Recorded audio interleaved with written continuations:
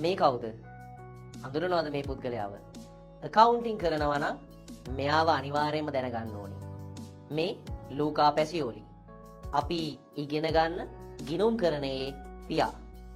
ලූකා පැසියෝලි ගැන පුංචි විස්තර ටිකක් අපි කතා කරමු. ලූකා පැසියෝලි කියන්නේ ඉතාලි ජාතික ගණිතඥයෙක්.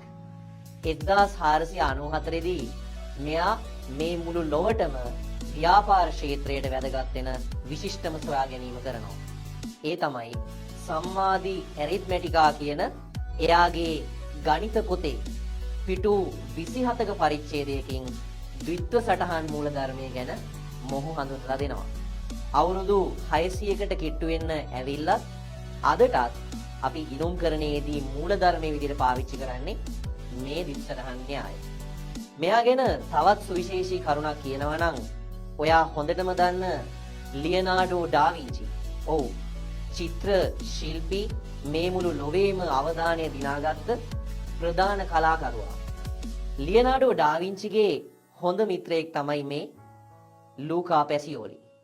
ඉතින් ලූකා පැසියෝලි ගැන වගේම accounting ගැනත් නොදන්න දේවල් ගොඩක් අපි ඉගෙන ගමු ඉස්සරහට.